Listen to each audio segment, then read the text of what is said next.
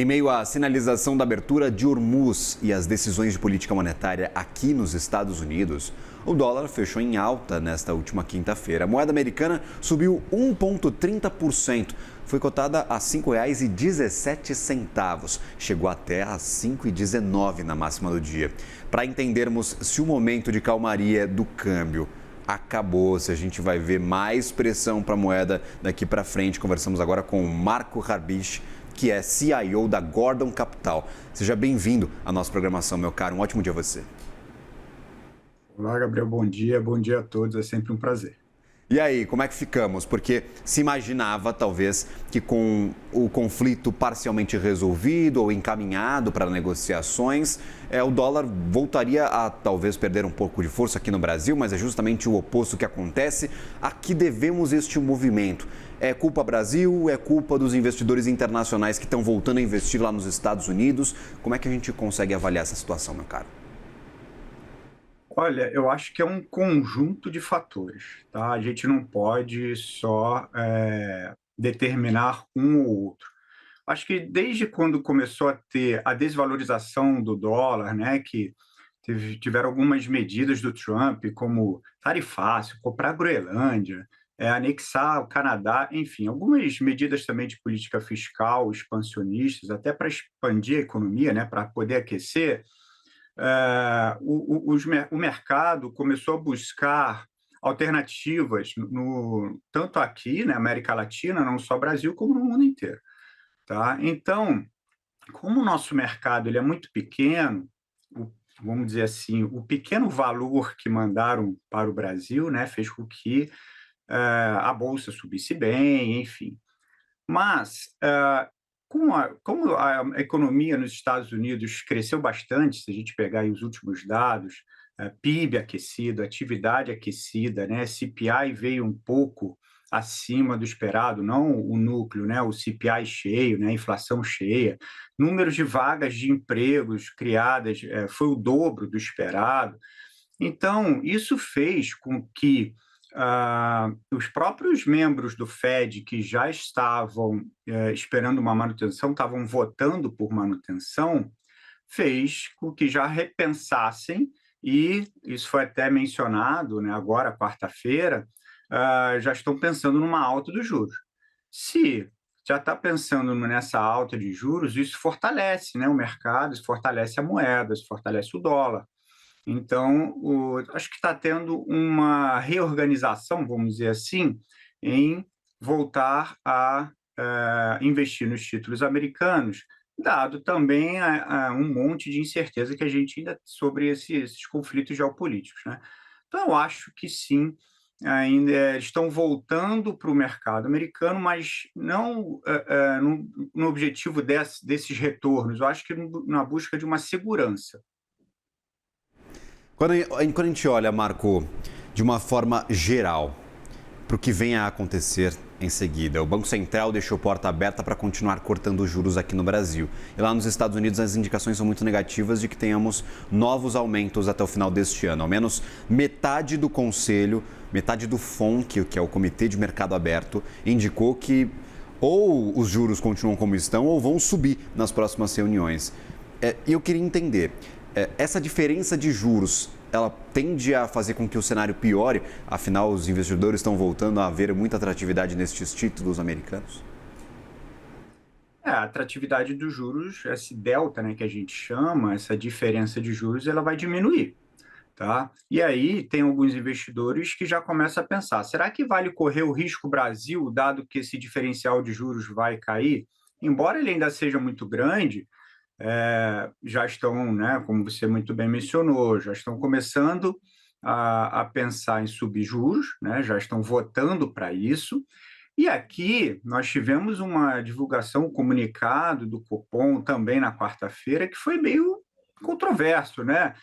Menciona que a atividade está aquecida, desancoragem de inflação, muitas incertezas ainda lá fora, mas mesmo assim vamos cortar juros? Não faz muito sentido. Até porque aí eles botaram, né, aquele prazo de 1 ano e meio lá para frente, que isso pode voltar para a meta. Eu não vejo problema nenhum em algum momento o Banco Central mencionar que a inflação está abaixo da meta. Tá? mas eu acho que sim, pode perder um pouco dessa atratividade, até porque a gente também tem alguns outros riscos, né, como todo mundo já sabe, o risco fiscal. Então eu acho que essa atratividade pode diminuir um pouco sim, os investidores começam a repensar se vale correr esse risco Brasil. Olhando para outros bancos centrais para além dos Estados Unidos, há outros riscos, meu caro? A gente vai falar daqui a pouquinho do Banco Central japonês. E a típica operação de carry trade era aquela de você pegar dinheiro emprestado no Japão e enviar dinheiro para o Brasil para pegar um pouquinho desses juros mais altos. 1% de juro não é muito lá no Japão, mas já desmontou grandes posições de carry trade que tínhamos por aqui. Hoje, a ata do Banco Central japonês indica que eles vão continuar subindo os juros. Em alguma forma, isso pode afetar nosso câmbio? Olha, eu acho que se afetar, afeta pouco, não afeta muito. Embora, se você pegar até os títulos de 10 anos do Japão, perdão, ele já está quase 4%. Né? Isso aí, esses juros de 1% de curto prazo. Então, eu acho que pode afetar, mas vai afetar pouco, mas o mercado, ele não só está olhando o título público americano, como ele está olhando também as empresas de tech lá fora, né? Então, os resultados ainda continuam vindo fortes. Eu acho que o mercado está redirecionando, vamos dizer assim, reorganizando ou rebalanceando as suas carteiras voltadas para isso, mais focado em título público americano para trazer essa segurança. No caso, estes IPO, o caso da SpaceX, mexe também com a disponibilidade de dinheiro no mundo. Teremos mais IPOs pela frente. OpenAI, Anthropic, essas já estão preparando um caminho para abrir capital na Bolsa de Valores. Pode ser que, caso o mercado continue muito animado com inteligência artificial, também sejam IPOs trilionários, por assim dizer. Eu acho que esse IPO da SpaceX foi bem fora da curva, né? Eu não sei se trilionário a gente vai poder falar, mas eu acho que serão IPOs, sim, bastante fortes, até puxados vamos dizer assim, pelo otimismo de SpaceX.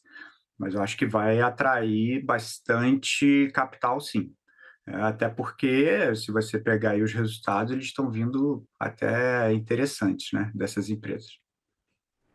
No caso, quando a gente fala, por exemplo, de posições aqui no Brasil, eleições mexem de alguma forma com o que a gente pode ter de cenário? Por que eu faço essa pergunta? Porque tivemos relatórios recentes que rebaixaram o Brasil em relação a outros países da América Latina, em parte por conta de juros que continuam muito altos, mas também em parte por conta da volatilidade que se espera à frente por parte de eleição. Qual que é a tua avaliação sobre esse cenário eleitoral que a gente vai ver daqui para frente? A gente está em julho, metade do ano, então teremos uma segunda metade do ano bastante focada em política.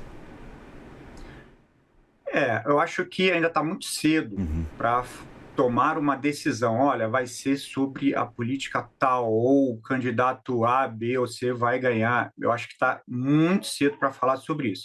Mas que o caso, né, do vídeo lá, do áudio do Flávio Bolsonaro, isso realmente remexeu aí com as expectativas. Faz e fez, sim, com que os investidores repensassem.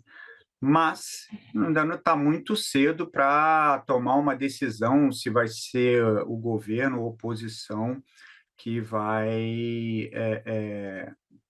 né, sair vitorioso nessa eleição. Agora, que já sabemos que se o governo atual ganhar essa eleição, isso aí a gente sabe que a expansão fiscal vai continuar e certamente o investidor olha para isso, né? Porque a gente está vendo um governo começa com 72% de dívida PIB, vai terminar a expectativa nossa aqui de 82%. E certamente ele olha para isso, certamente ele vê isso. Então, isso entra na conta, sim. Aguardemos. Marco, sempre bem-vindo à nossa programação, meu caro. Até uma próxima. Obrigado, é um grande sempre prazer, estamos à disposição. Um grande abraço e bom final de semana a todos. Valeu, um ótimo final de semana, boa sexta-feira a ti.